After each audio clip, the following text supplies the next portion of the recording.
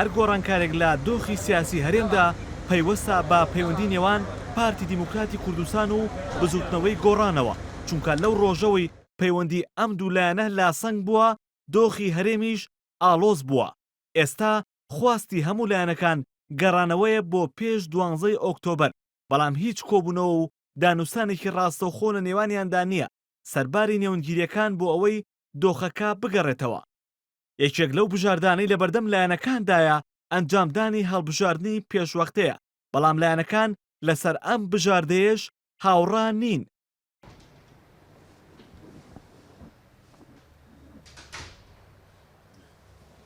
ئەگەر بێت و بە هەڵبژاردننی پێشوەخت بارەکە لە هەرێمی کوردستان ئاسایی بێتەوە، ئێمە ئامادەی هەڵبژاردننی پێشوەختی. بارزانی لە نوێی ئابدا ڕایگەیان ئەگەر لایەنەکان نەگەشتنە سازان دەبێت بەرەو هەڵبژاردننی پێشوەختە بچن. ئێستا 3 مانگ بەسەر ئەو پەیامەی بارزانیدا تێپەڕ بووە، بەڵام دۆخەکە و پەیوەندیەکانی نێوان لایەنەکان لەو کاتە ئاڵۆزترن. ئەنجومەنی سەرکردایەتی یەکێتی لە دوایین کۆبوونەوەیدا بە فەرمی ڕایگەیان ئامادەی هەڵبژاردننی پێشوەختن. ئێستا زۆرینەی بەپرسە باڵاکانی داوای کۆبوونەوەی لایەنەکان و ئاساییکردنەوەی دۆخەکە دەکەن و کەمتر باز لە هەڵبژاردننی پێشوەختە دەکەن. یەکێتی نیشتمانی هەمیشە لەگەڵ هەڵبژاردنایە، بەڵام هەڵبژاردننی ئەم قۆناغی ئێستا وەکو دوا بژاردەی ڕێگە چارەسەرەکانی کێشەی هەرێمەکەمانە بێ.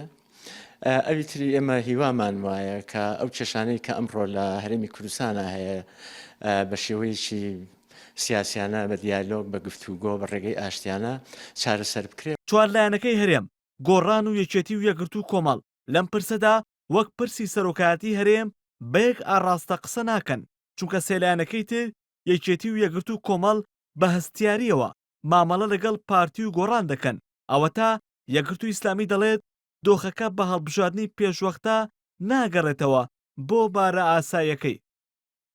ئەم بارودۆخە ئاڵۆزە لێکترازانی لایەنەکانی دروست کردووە، تا ئەو بارودۆخە نەچێتەوە شوێنی خۆی ناتوانین هیچ هەنگایەک بنین بۆ داهاتووە. یەکێک لەوانە هەڵبژاردننی پێشوەخت چکە پێویستی بە بڕیار هەیە، پێویستی بە ڕەخساندنی هەلومەرجەیە، پێویستی بە ڕێخساندنی ژینگەیەکەیە کە تایە هەڵبژاردنێکی بێغەل و غەوش و دوور لە تەزویر و گزیکاری دروست بکرێتێ. باسکردن لە هەڵبژاردننی پێشوەختە لە کاتێکدایە کە پێشتر کۆمیسیۆن ڕایگەاندبوو ناتوانن هەڵبژاردن بکەن و پێویستیان بە کاتی زیاترە. لایەنەکانیش نە ئەوە تا دەست بە کۆبوونەوەکان بکەنەوە و نە بە کردەیی هەنگاو بۆ هەڵبژاردننی پێشوەختە دەنێن.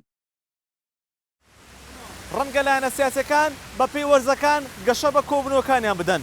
پێشتر لە وەرزی هاویندا هاوشەوەی ڕۆژە گەرمەکان کۆبوونەوەی لایەنەکانیش گەرم و گوڕ بوو، بەڵام ئێستا هاوشەوەی وەرزە سەرماکە کۆبوونەوەی لایەنەکان و پەیوەندیەکانیشان سارد و سەر بوونەتەوە.